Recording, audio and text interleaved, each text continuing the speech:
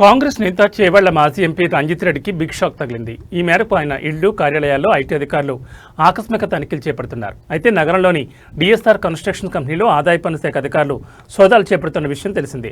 పన్ను చెల్లింపుల్లో అవకతవకల కారణంగా సిఆర్పీఎఫ్ బలగాల బందోబస్తు మధ్య రైడ్స్ కొనసాగుతున్నాయి. ఐటీ అధికారులు 10 బృందాలుగా విడిపోయి డిఎస్ఆర్ కన్స్ట్రక్షన్ సీఈఓ సత్యనారాయణ రెడ్డితో పాటు ఆ సంస్థ MD Sudhakar Reddy, executive director Prabhakar రెడ్డిలలో సోదాలు చేస్తున్నారు. ఇక జూబ్లీహిల్స్, బంజారాహిల్స్, ఇస్తార్ నగర్, సూరారంలోని డిఎస్ఆర్ కన్స్ట్రక్షన్కు చెందిన ప్రధాన కార్యాలయాల్లో ఏకకాలంలో మొత్తం 10 చోట్ల రైడ్స్ కొనసాగుతున్నాయి. ఈ తనిఖీల్లో భాగంగా డిఎస్ఆర్ గ్రూప్తో చేవెళ్ల మాజీ ఎంపీ రంజిత్ రెడ్డి భారీ ఎత్తున వ్యాపార లావాదేవీలు జరిపినట్లుగా ఐటీ అధికారులు గుర్తించారు. ఈ మేరకు ఆయన ఇంటితో పాటు కార్యాలయాల్లో ఐటీ సోదాలు కొనసాగుతున్నాయి. డిఎస్ఆర్ కన్స్ట్రక్షన్ కంపెనీ పన్ను చెల్లింపులపైనే అధికారులు ఫోకస్ పెట్టినట్లుగా తెలుస్తోంది.